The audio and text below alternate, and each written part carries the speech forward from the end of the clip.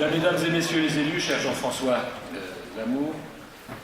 président de la Flamme, va nous rejoindre dans un moment, le général Dary, messieurs les officiers généraux, amiral, mesdames et messieurs les présidents d'associations patriotiques, monsieur le directeur de l'ONAC, monsieur le commandant militaire de Ballard, cher collègue Jean-Manuel Hu,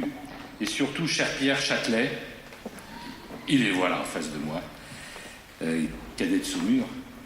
qui a participé au combat et que nous retrouvons aujourd'hui après nous être fait saucer sur le pont de Grenelle des cadets de Saumur et qui était présent effectivement ces jours de juin 40, désastreux pour notre pays, où quelques gamins, comme les ont appelés les Allemands, ont permis de les retenir plusieurs jours sur la Loire. Je suis donc ravi de vous accueillir ce soir à l'occasion de cette projection privée en avant-première du film consacré aux cadets de Saumur, qui s'inscrit, je le disais à l'instant, dans la continuité de l'inauguration le 18 juin 2016 dernier du pont des cadets de Saumur, l'ancien pont de Grenelle, et de cet impérieux devoir de mémoire, tant vis-à-vis des victimes de la barbarie nazie que de ceux qui, dans la terrible nuit de l'occupation, refusèrent d'abdiquer leur liberté et leur conscience. Ils firent briller la lueur de l'espérance, alors même que tout semblait perdu. Et je tiens à remercier bien sûr tout particulièrement ceux qui ont rendu cette soirée possible, grâce au film que nous allons voir ce soir, son réalisateur, Jean-Paul Fargier, ici peut-être, son producteur, Georges-Marc Benamou, son auteur, Jean-Manuel Hu, et les télévisions qui le diffusent, France 3, la chaîne parlementaire LCP, Equidia, RMC Découverte et TV5 Monde. Oui, les cadets de Saumur, ces jeunes aspirants de réserve qui n'avaient pas 20 ans, furent ainsi parmi les premiers à incarner cet esprit de résistance, si attaché à l'esprit cavalier, en décidant de désobéir à l'ordre du maréchal Pétain de déposer les armes pour continuer dans un geste aussi vain qu'héroïque à défendre, au péril de leur vie, la vraie France. La France éternelle, comme l'appelait le général de Gaulle, et pourtant dans le tumulte des combats, aucun de ces soldats-là n'entendit l'appel radiophonique du 18 juin. Car avant même que ne soit signée le 21 juin la honteuse capitulation de Rotonde, les cadets de Saumur refusèrent de rendre les armes. Et si certains en réchappèrent, Pierre Châtelet, et tant mieux, vous qui attendiez les parachutistes allemands à la sortie du tunnel ferroviaire, si certains en réchappèrent, ce fut uniquement parce que le destin voulait les conserver en exemple parmi les vivants. Refusant l'étrange défaite, ces jeunes acceptèrent le sacrifice suprême en connaissance de cause et avec enthousiasme,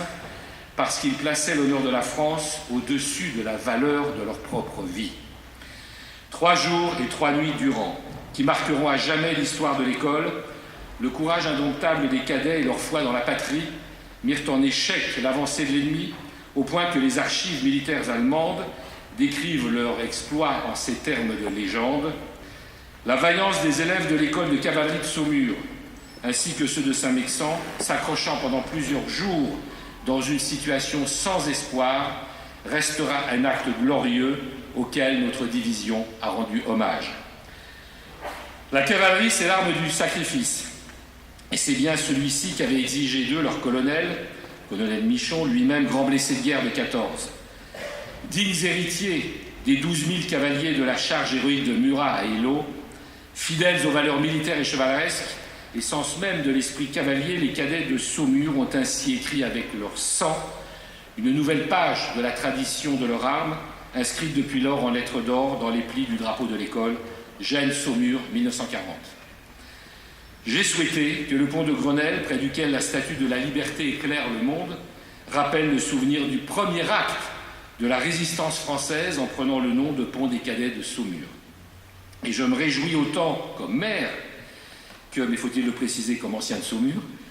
de cet hommage qui répond à une demande de l'école de cavalerie et de l'association Saumur, dont le président Anne-Guillaume Serre m'a lancé à l'époque ce fol défi: relevez, mon cher camarade, et voté à l'unanimité par le Conseil de Paris.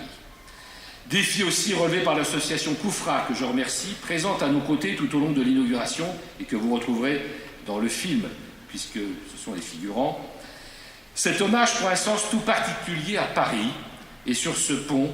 car le premier acte de la résistance française qu'un régiment de cavalerie initia en juin 40 à Saumur trouva en quelque sorte son aboutissement dans la libération de la capitale par une autre unité de cavalerie prestigieuse, la 2e DB du général Leclerc, 4 ans plus tard.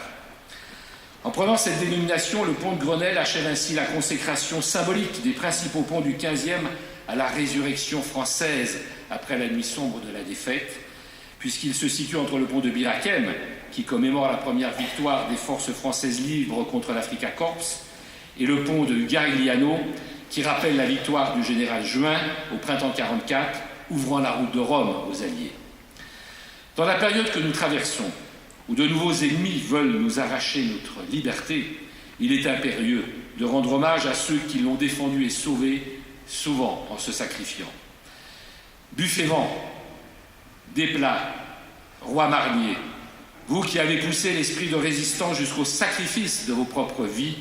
vos noms résonneront en nos cœurs à jamais. Ce pont s'inscrit désormais dans le parcours de mémoire que nous retraçons avec mon adjoint chargé du monde combattant, Jean-Manuel Hu, auteur du film à qui je vais passer la parole,